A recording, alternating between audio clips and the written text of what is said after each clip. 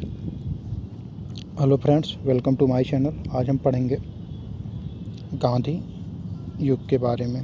गांधी युग जो 1919 से 1947 तक चला। तो चलिए हम पढ़ते हैं इसके बारे में।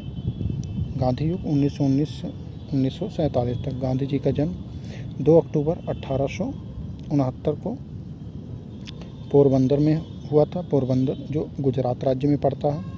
गांधी जी के पिता का नाम करमचंद गांधी और इनके माता का नाम पुतलीबाई था। गांधी जी की पत्नी का नाम कस्तूरबा गांधी और इनकी जो मृत्यु है वह 30 जनवरी 1948 में हुई थी। तो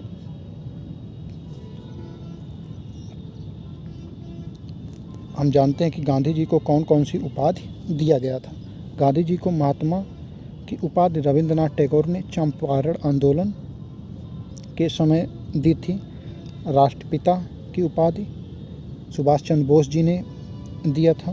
बापू की उपाधि ने पंडित जवाहरलाल नेहरू ने दिया था। और अर्धनंगा फकीर की उपाधि ने चर्चिल ने दिया था। चलिए यहाँ पे एक नोट्स देख लेते हैं। सर्वप्रथम मूल रूप से गांधी जी को अर्धनंगा फकीर चर्चिल ने कहा था, लेकिन फ्रैंक मोरस जो थे इन्होंने समाचार पत्रों में इसी बात को दोहराया था। और बिना हाड़ मांस का इंसान गांधी जी को किसने बोला था? तो आइंस्टीन ने बोला था। और मलयंक बाबा जो है खाल अब्दुल गफ्फार खान ने बोला था।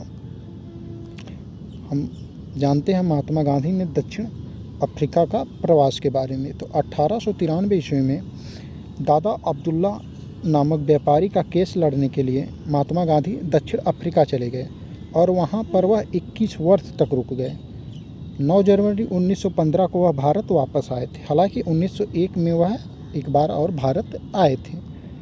तो आगे हम जानते हैं ट्रेन डरबन से प्रिटोरिया जा रही थी, लेकिन बीच में मोरित्सबर्ग में महात्मा गांधी को प्रथम श्रेणी से की यात्रा से उतार दिया गया था।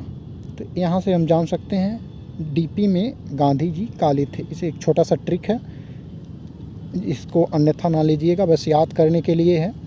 डीपी का मतलब हो गया डरबन, में से हो गया मेरिट्सबर्ग जहाँ पे गांधी जी को उतार दिया गया था, और पी से प्रिटोरिया। ट्रेन जो है डरबन से प्रिटोरिया जा रही थी और गांधी जी को मेरिट्सबर्ग में उतार दिया गया था।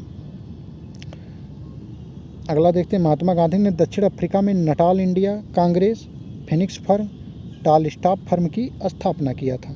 इंडिया ओपिनियन नामक समाचार पत्र का प्रकाशन महात्मा गांधी जी ने किया था। 1906 ईस्वी में महात्मा गांधी ने दक्षिण अफ्रीका में पहली बार सत्याग्रह शुरू किया था। आगे चलते हैं।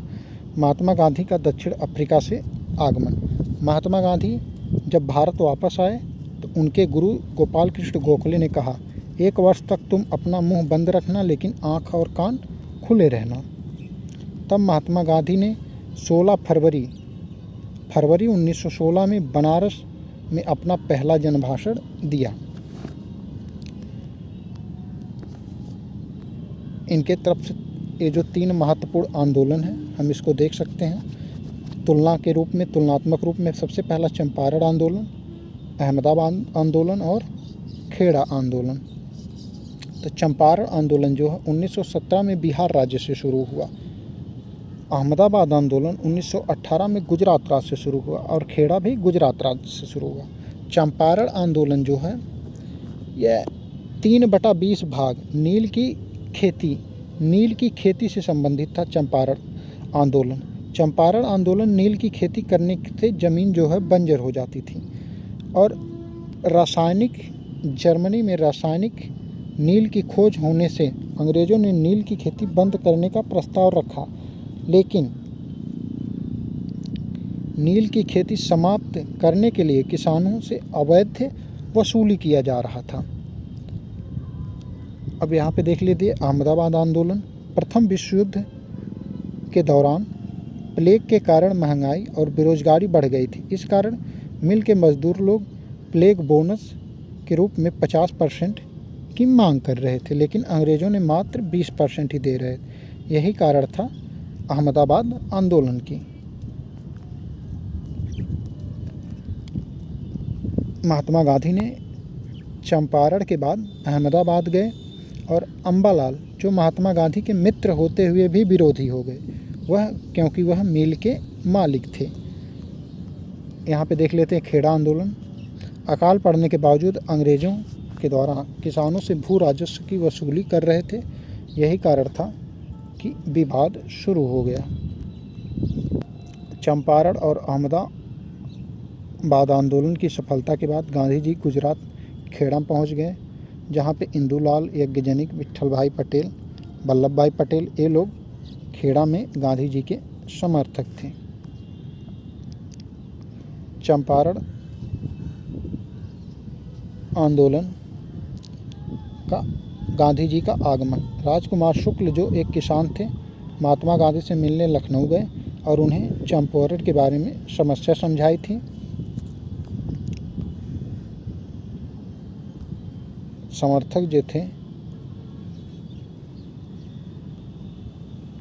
महादेव देसाई, नरहर पारिक, राजेंद्र प्रसाद, ब्रजकिशोर, जेपी कृपलानी और विरोधी जो इसका विरोध किया था, एजी रंगा ने विरोध किया था। और निष्कर्ष के रूप में था महात्मा गांधी जी के प्रयास से अवैध वसूली का 25% किसानों को वापस कर दिया गया और रविन्द्रनाथ टैगोर ने इसी से खुश होकर इन्हें महात्मा की उपाधि दे दी।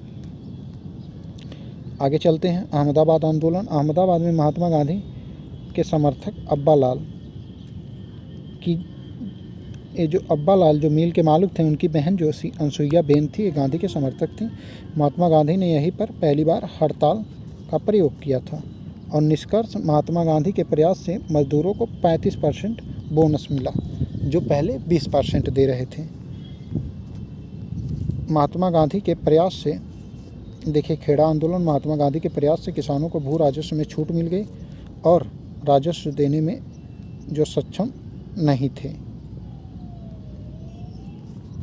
तो फ्रेंड्स, इस प्रकार हमने इस तीनों आंदोलन के बारे में पढ़ लिया। उम्मीद है आपको अच्छा लगा होगा।